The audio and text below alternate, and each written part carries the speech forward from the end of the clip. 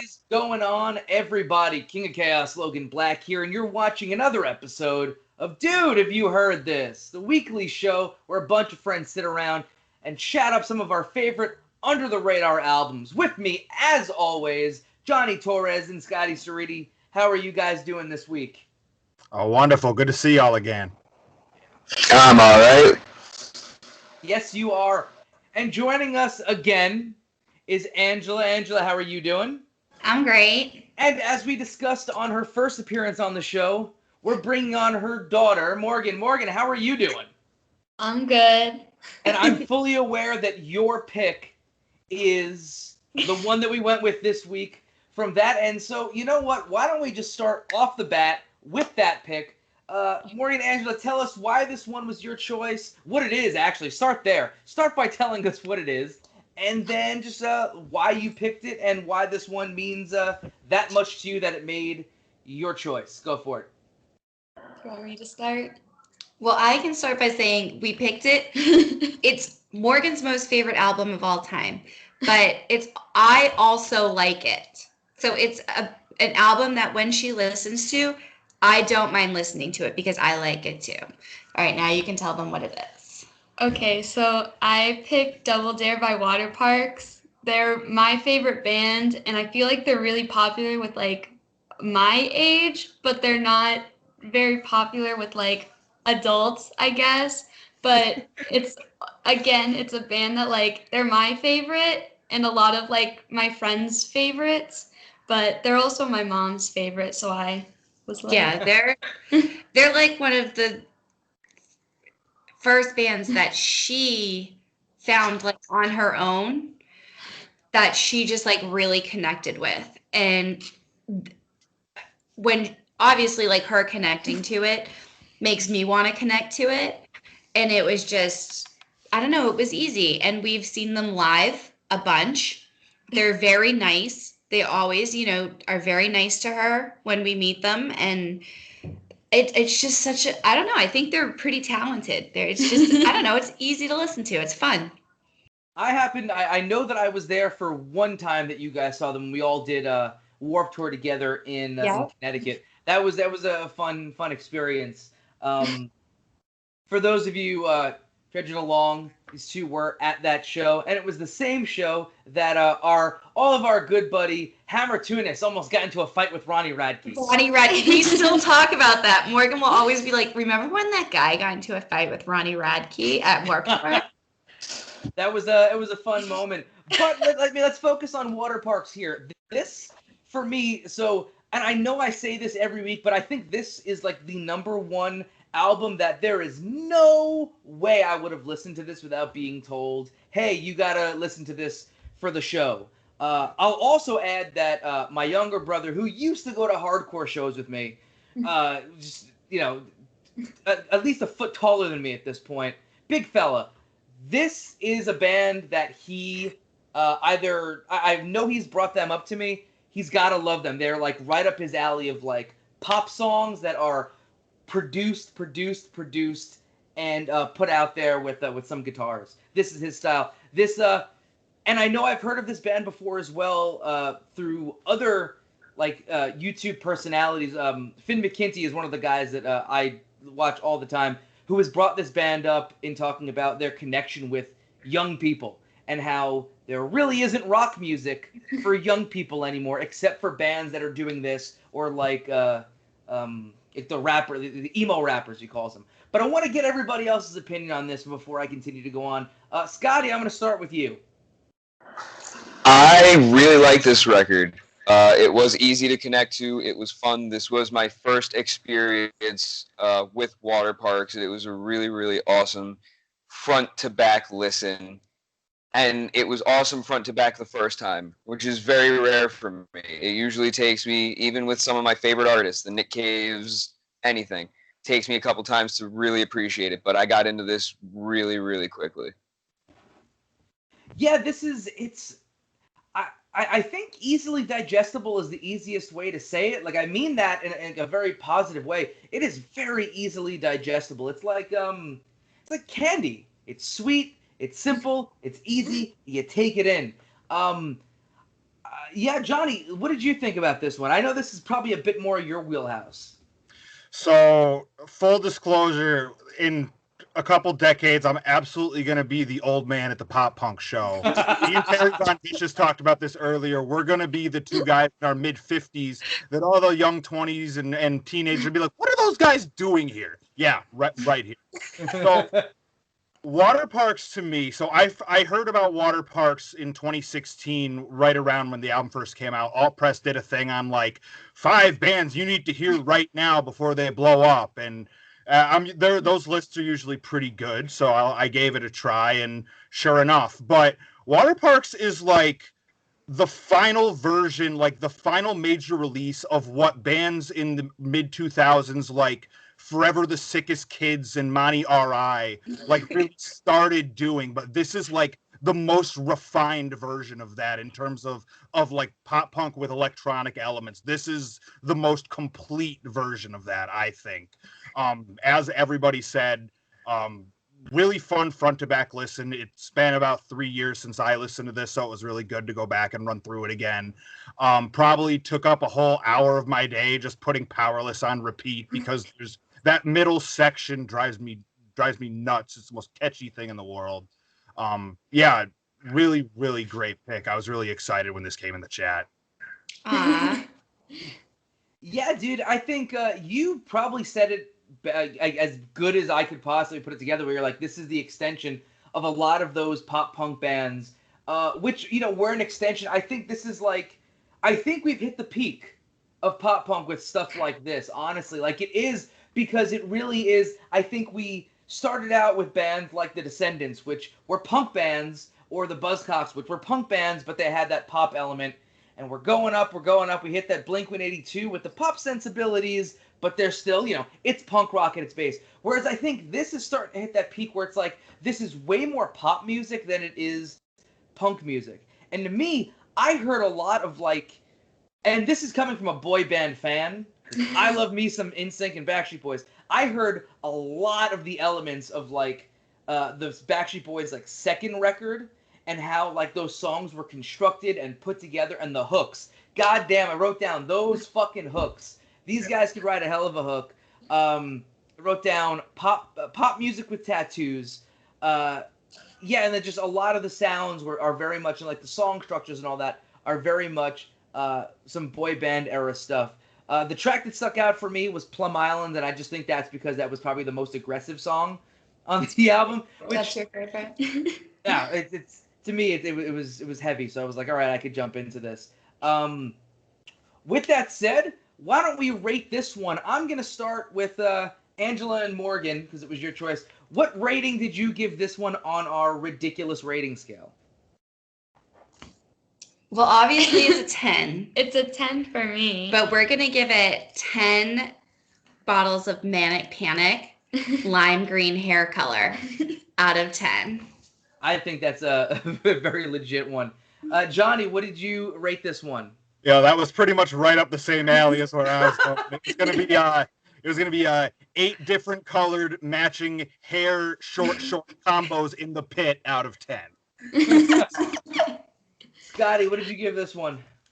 I gave it 9 Attack t-shirts at the hardcore show out of 10. I went with 7 issues of Tiger Beat out of 10. Tiger Beat was still around. These guys would be on the cover. Any other questions, comments, concerns, or feelings about water parks? Well, it's. I like what you said about it being pop. And this band, if you've ever seen them, they don't look like a punk band. Like No, not at all. They're very fashionable.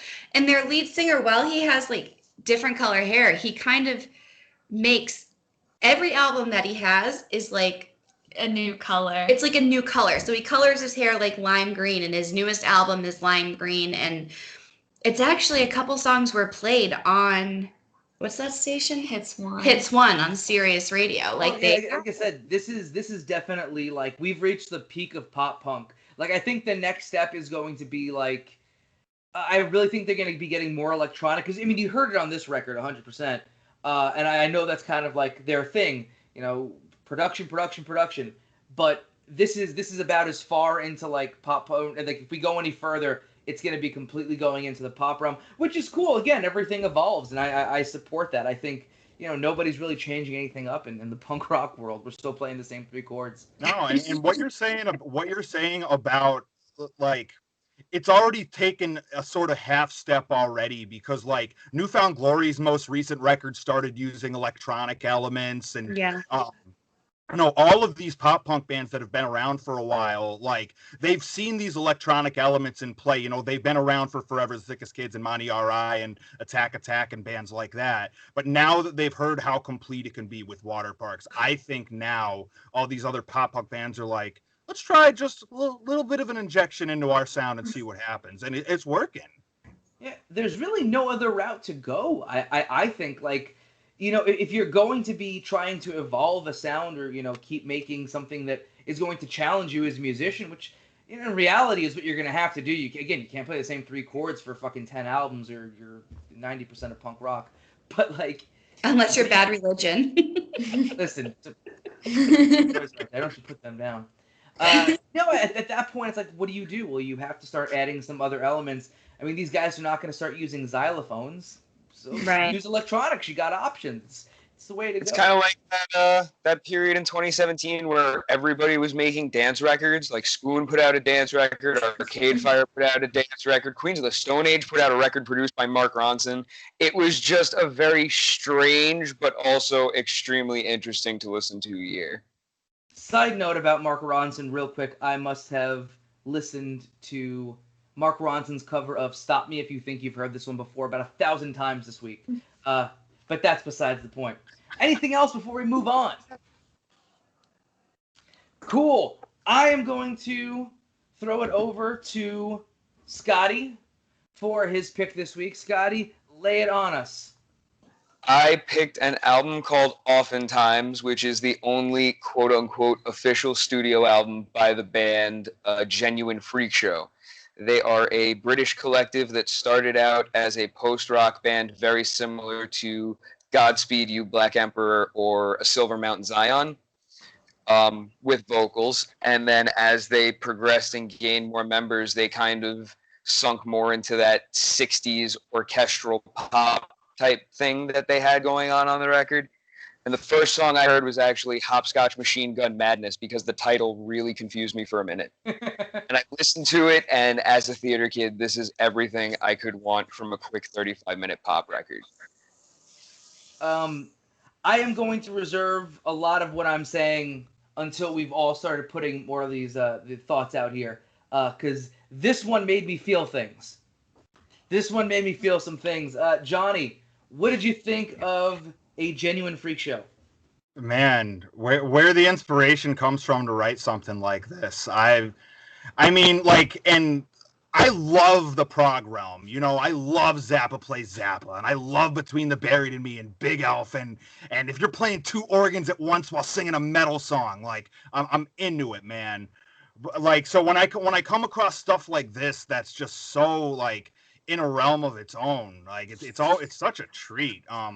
Hopscotch Machine Gun Madness stands out so hard across this record, and everything, like, and that says something for a record that stands out by itself, but, like, everything, it's so tightly put together, but yet it sounds like they could be jamming out a whole bunch. Like, it's the type of thing that, like, I feel like if Frank Zappa was still around, this is the type of thing that he and Dweezil would make together. Like, it was all over the place, and I was all in for it. Yeah, I'd say the first 4 tracks for me were just because I didn't know the band, didn't know what to expect, and it's just like, oh fuck, like I literally wrote down the first 2 notes, or the first note here, is that a clarinet with a question mark? And it's like, wait a second, what are we doing here? How are we going about it? This was a trip. This was for real a trip. I don't know much about Frank Zappa. I don't know much about literally a lot of the names you mentioned in terms of like actually hearing the music. But this to me was just like such a unique sound. And then like every other I lost my train of thought. I'll find it again. This happens when you have brain damage, ladies and gentlemen. Don't take unprotected chair shots. I'm gonna hand it over to Angela and Morgan. What did you guys think about this album? I really liked it. I liked it a lot. I couldn't figure out what genre. I was like looking up pictures of them, and I'm like, well, maybe I can try to like see like who they've played with or what kind of like genre that is. And it was just a shit ton of people and a shit ton of instruments. And it was just like I was listening to it in the car and like I wanted to cry. Like it was a very emotional record. And I said to Morgan, I said, did you listen to all the records? Because I had work and she was home, and she said, yeah. She goes, I really liked that like slow acoustic type one. Yeah. I'm not really like someone who really likes acoustic music or like slow songs that much, besides maybe like one or two tracks from an album I really like. And so when I listened to this one, it was very different, and I was like, I really like it. And I'm like, it's not something I would listen to normally, but now I like want to add the songs to my playlist and just listen to it in the shower or something. If I need to like cry in the shower. Everybody's talking about emotions. Scotty brought these emotions out of all of us with this. The vocals, I think, also stuck out to me big time. It was just something so different. That's what I was going to say before. So you mentioned the Silver Mountain Zion, which was, I think, your first week's pick, Scotty, right? Yes. And you're like, oh, in that same vein. And I can see where you're coming from, but they're like very, very, very different in terms of sound to me, and also very different in terms of like Silver Mountain Zion to me sounded very like grungy and like, ugly. Ugly is maybe not the right word, but it sounded like a bunch of hippies in a room playing instruments that were like fucking dragged through mud in the most beautiful way possible. I should also note when their earlier EPs came out, when they were kind of doing that type of sound, there were like 5 or 6 people in the band. It was like a standard band with a cello. They weren't really doing much of those huge orchestral pieces like they have on the album. And sadly, they broke up in 2013, and I can't find any information on the lead singer anymore. So, I was gonna say this. One of the things where this is very orchestral, and I guess maybe just because I've spent my whole life listening to like just shitty hardcore and punk, that like when something comes out and it just sounds so tight with so many musicians in there, it's like, oof. Like, what was that band from like a couple of years ago that had like a couple songs on the radio? There was like 10 of them in the band. They all dressed like they came out of the fucking Great Depression. Was it the Lumineers? No, they were like really. Who is it? Edward Sharpe and the Magnetic Zeros? No, they were super popular, and they had like a big singles. They were on SNL and everything. There was like 10 of them. And then but there was 10 of them, but like only 3 would play at a time. I don't know. They had a really popular song on the radio. Anyway, those guys did not even sound as tight as this to me. I got some Broadway vibes here and there, and I can feel his heartbeats legitimately just like that's it. This band, I'm probably going to have to do a lot more looking into their whole deal and all that, but I'm probably going to listen to this one on repeat. This might be my favorite album that has been chosen at any point during this during this show, and that's saying something because I've really enjoyed a lot. With that said, we've all rated this album, so let's go ahead and give it a rating. I'm going to start with you, Scotty. 10 freshly rosin cello bows out of 10. Oh, tremendous. Johnny. 8 straw hats out of 10. Angela and Morgan. So we didn't really know what genre it was, but I'm glad that you said musical, because in the car I was like, should we just say like 8 out of 10 copies of The Greatest Showman? Because it sounds like a musical. It sounds like it could have been like a Phantom of the Opera type musical. So Very. we're gonna get. But you want to do 8 out of 10? Yeah, or I'll do 9 8 out of 10. 8 out of 10 copies of The Greatest Showman. I gave this one 9.5. This is a lot Wow. to go. 9.5 times Jake got emotional on the B44 bus ride out of 10. The weird All right. guy staring out the window on the B44 driving down Nostrand Avenue. All right. Any I like other that. questions, comments, concerns, or feelings about this album by A Genuine Freak Show? It was just really good. Something very different. All right, cool. Let's move on to Johnny's pick, which is another. I mean, lots of unique stuff coming out this week. Johnny, lay it on us, man. What do you got? Well, since Scotty started us up with songs you've only heard in American Pie by artists you've only really know from American Pie, we're going to step that up. This is Volume 2. This is Shades of Parts, Eyewitness. You might have heard Stranger by the Day for about 5 seconds while they're walking across the street to school in the first American Pie. And outside of that, you've never heard it again. But it's on the soundtrack, so that's where I first heard the band and thought the first time I heard it, I'm like, is this an Eve 6 song I haven't heard? But then it's like, no, it's a completely different band. And went out digging for them, and this was during the times of like Kaza and LimeWire, where like, especially for a band like You have this, to explain to Morgan what that is. that's another conversation. Do you know what Kaza and LimeWire is? I know what LimeWire is. What is it? Isn't that like illegally downloading music? Yo, Yeah. so Once upon the a fact that time, you called it illegally downloaded, that's fighting words. It's all it should be illegal. Downloading music. Let me Ah, take legal out of it. look, and I'll tell you, I went to my local Media Play and my local Sam Goody, and I couldn't find Eyewitness by Shades Apart. That was my only option. But that Sam Goody is another relic at this point. Holy I shit. know. Yep, just dropping all these great names out here from the 90s. But this to me, like, getting to the heart and soul of the real album here, this to me just sounds like the turn of the century. Like, everything I remember about 99, 2000 is, like, encapsulated in this album from the beginning, like, literally, edge of the century.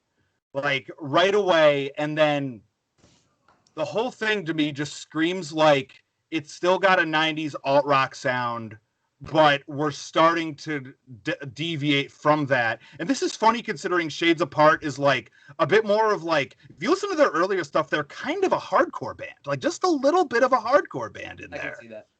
Yeah, and then like now they set up like, all right, we're gonna give we got this shot with American Pie. We're gonna give some a little more radio friendly sound a shot here, and like Stranger by the Day, 100 Days, Time Machine, Speed of Light. There's a lot of these that are on my regular plays, and I just feel like this band doesn't get much credit at all. But the reason they got picked this week is because I just found that for the first time in about 18 years, they put out new music, and it was like at the end of July. Interesting. I put that in my notes because I looked them up because I was like, who are these people? And I saw that they came out with a new album this year. Right. So like I was like, all right, well, it's time to talk about Shades Apart. So that's my spiel on what brings them here. I gotta say the literally the first note that I have here, and I put it down maybe 10 to 15 seconds into the first track. I go, you can't convince me they did not make Becky Lynch's music. Any of y'all listen into this record, go to the first track, run through it first 15 seconds or so. You're like, yo, that's Becky Lynch's music. I digress. I'd like to hear what you guys thought about this one. Angela and Morgan, what do you think? Do you want to go first? You want me to go first? I can go first. Go ahead. So, I was like listening to it, and I was kind of going in like, I was like, okay, we're talking about like punk music, I guess. So I know a little bit of what goes on. And so I was like, I haven't really been listening to like my usual like pop punk, kind of like a little bit of like hardcore music. So then I'm listening to it and I'm like, this makes me want to kind of like go out and ride a skateboard. That was so. You just described the turn of the century right there. Yep. Go outside, ride a skateboard. That was the turn of the century. Continue. Yep. I felt like I could definitely see like those hardcore parts coming out, and it reminded me of that genre of like bands that weren't hardcore but were like on hardcore compilations, like Far Side.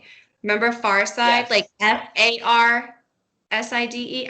Almost didn't know how to spell that. They had a lot of like very like melodic-y type songs, but they were on a hardcore label and they were always on like hardcore shows. And that's what I got from them. And I thought, I mean, it was very easy to listen to. I liked it. Yeah, there was a lot of just kind of interesting sounds coming together. I did recognize the two songs that were on the soundtrack. I didn't I didn't go like, oh yeah, they were on that soundtrack. I'm like, no, I've heard these ones before, and I know you have a tendency to slip in albums that are just like they've got that one song that you've heard, but everything else is a mystery. That's the Johnny Torres style. And I was like, all right, I got this one. Weird putting it out there, but the singer sounds like Corey Taylor to me. Oh, look, I can A see lot that. like Corey Taylor. Like I got some real Corey Taylor vibes in a lot of these songs. And then also they bust into some reggae here and there.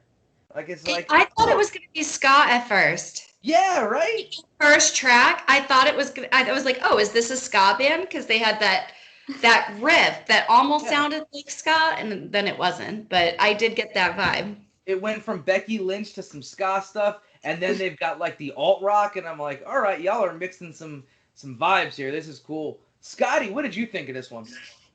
I really like this. I like finding these weird alternative nuggets from the 90s that people know one or two songs by and then kind of throw the entire rest of the band out to the wayside. I feel like a lot of bands like this get a bad rap, but you could definitely tell for sure, like everybody has said, that this was a hardcore band that kind of slowed everything down, was experimenting with new sounds. I wouldn't be surprised if they were listening to like the lesser known quote unquote grunge bands like Tad or the Melvins, because I hear a lot of that here as well. It was really good though. This is going in a regular rotation for sure. This was I really had a lot of fun listening to this record. And again, like I also just love that like Johnny's brand has become like slip in those one-hit wonders that have a really nice album surrounding it. And I know Fastball is coming. With that said, what did we rate Shades Apart? I'm going to start with you, Johnny. 9 apple pies out of 10, brother. Like warm apple pie. Oh, man. That movie does not age well at all. No, not at all. Yeah, there's a lot of stuff that just like Morgan's never seen it. You know what? I'm like, if this was any other point, like 10 years ago, I might be like, no, you got to check it out. In 2020, maybe hold back on the movie about teenage drinking and then It sexual needs like exploration. an hour-long introduction about like here's what you're in for. None of this was cool then. It's not cool now. They're gonna play it's cool, but it's not. So the only cool part of the things that happen is Stifler, because I could still laugh at all of those things from every American Pie movie, especially the one where he eats dog poop. That's one of my absolute favorite comedic scenes in anything at all. He's got the doo-doo all up in his teeth. It's brilliant. Scotty, what did you rate this one? I rated it 8 pairs of jeans and leather chain wallets out of 10. I had the longest chain wallet, man. The longest. I connected 2 chains from 2 different chain wallets to make one. I was getting Pasta Chaos chain wallets coming to the merch table soon. Yo, Morgan just bought a pair of pants from Hot Topic with the chains on them. with the chains? They're on them, yeah. They're yellow plaid. Like, think Gwen Stefani, 1996. Oh my God, Trip is still at it making pants. Trip NYC Morgan and Angela, what did you rate this one? So I was kind of explaining, like I basically put it in the category of a band like Far Side. And I was, telling Morgan about those times and like what the style was. So we rated it 8 out of 10 short guys with shaved heads wearing tight t-shirts from Goodwill eating vegan banh mi sandwiches. I'm more than impressed you getting that out. Second of all, you could just at me next time. Yep. The tight shirts from Goodwill that just had like old school logos or like pantry logos. Yep. I went to a local Goodwill a couple years back, and somebody had dropped off all their old hardcore shirts. So I got, and a pair of Bridge 9 shorts that I still wear to squat in. Wow. I just got this Bridge 9 shirt yesterday. I'm stoked for it. Anyway, I rated this one 8 out of 10. Yeah. One more time. Again, brain damage, people. Don't take those unprotected care shots. 8 out of 10 songs on a soundtrack of movies featuring Liv Tyler. Even though she wasn't in American Pie, she is a staple of the 90s, and we miss you, Liv Tyler. Any other questions, comments, concerns, or feelings about Shades Apart? No. All right, we're going to move on to my pick this week. This one is... All right, let me give a little bit of a background. So, being a massive, massive wrestling nerd that I am, about 15, 16 years ago, I started in the videotape trading scene, just to build up my collection. And I started trading with this dude named Ted, who lived somewhere in the Midwest. And I used to send him CDs because he was into punk and hardcore and metal. So I would send him a lot of like local bands here that he couldn't get. And one of the bands I sent him was band The Banner, who The Banner? The Banner, Banner, Banner. Jersey band. Absolutely incredible group. I wish their first album was on Spotify because that would have been my first week's pick. However, I sent him the Banner record, and he goes, "Hey, there's a hidden track on this album. It's a cover of this band from Philly called Ink and Dagger that like played for a couple years. Have you ever heard of them?" I go, "No." And he sent me their CD, and that was it. Ink and Dagger's album, and this is again going to be a mouthful. The full album is called Drive This 7-Inch Wooden Stake Through My Philadelphia Heart. On Spotify, it is unfortunately split into 2 EPs, and they take away the final track, Crawler, which I personally think is the catchiest song that they've got.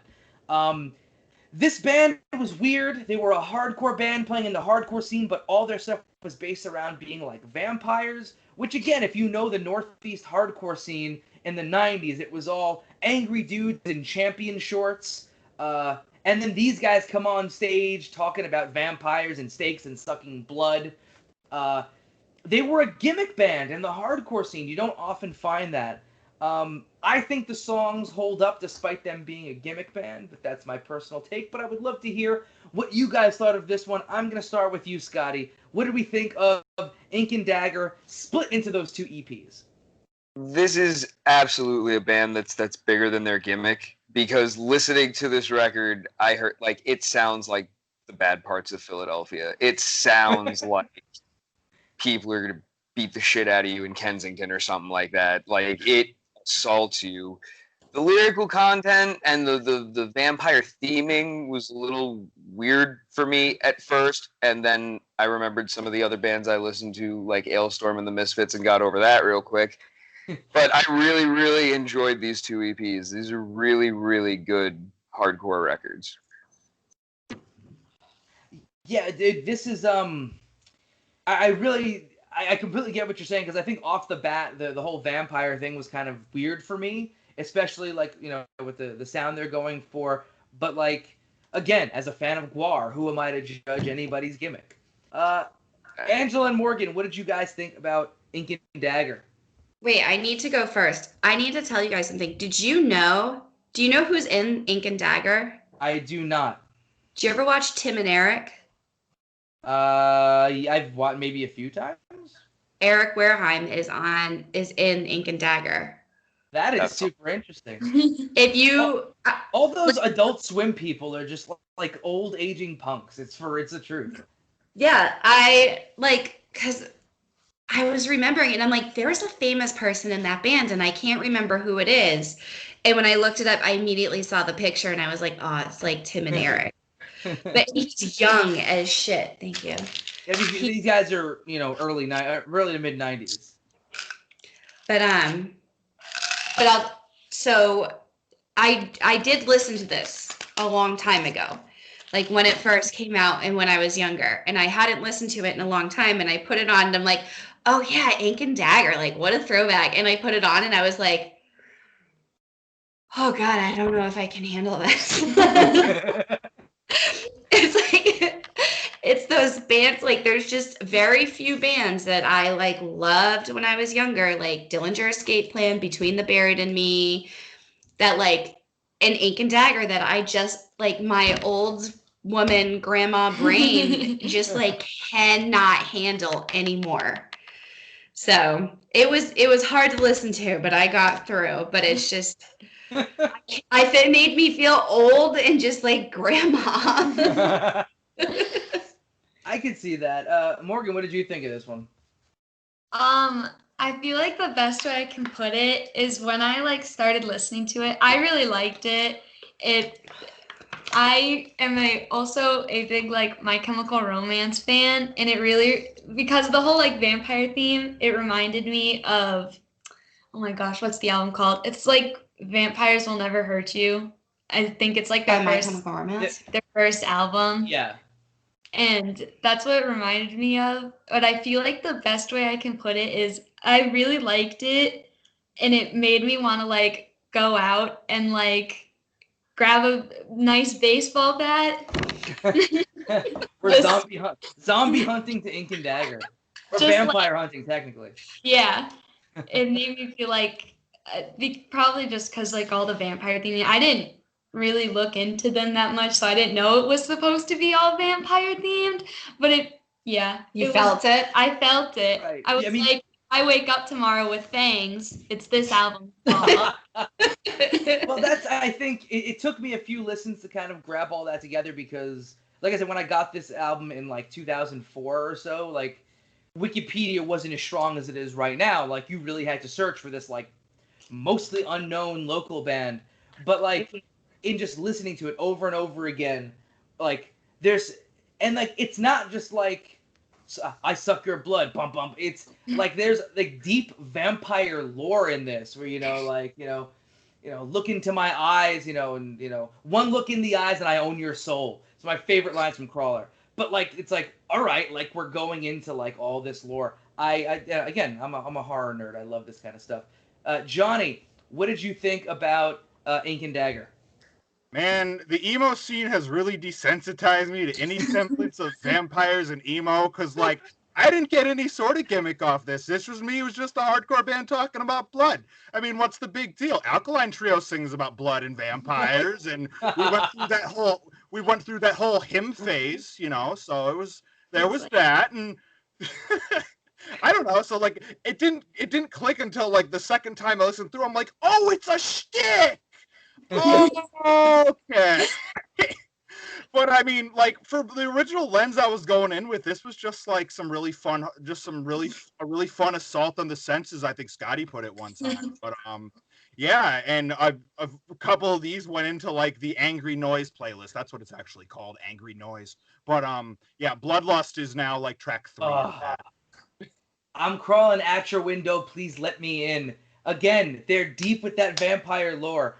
3 notes before we close this one out. I am that cringy that I did dedicate my lady love to at least 2 girls that I dated. Part 1. Listen, we put some muscle on here, but 2003, 2004, just finishing up high school, King of Chaos was a not-so-closet goth kid.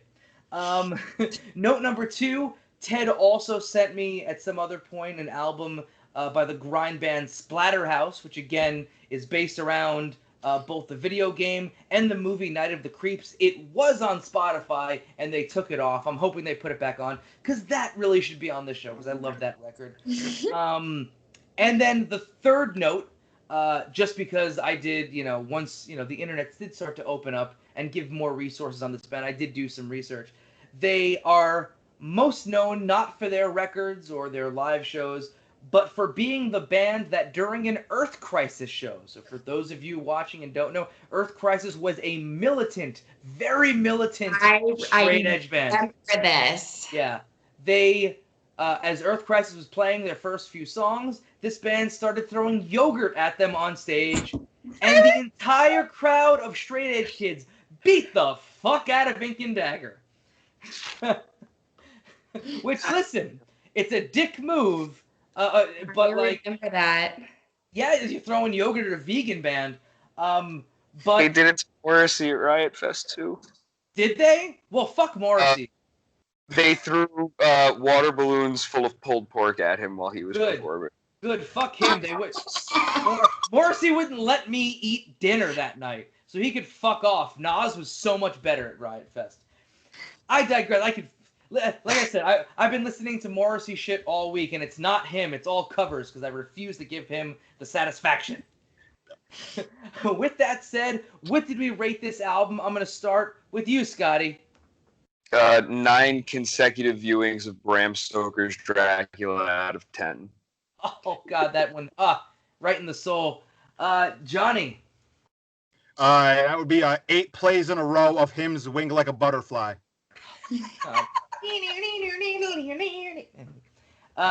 Morgan and Angela, what did you rate this one?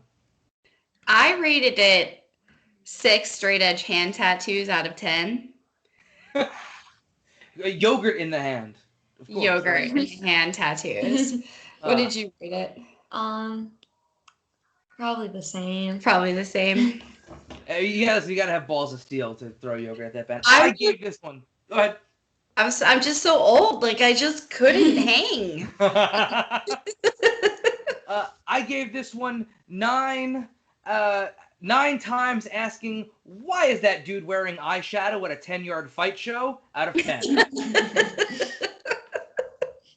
Had to get a 10-yard fight reference in here. With that said, any other questions, comments, concerns, or feelings about Ink and Dagger? It was either this one or a Poison the Well record this week. That'll eventually get there. I think I have every Poison the Well record on that list.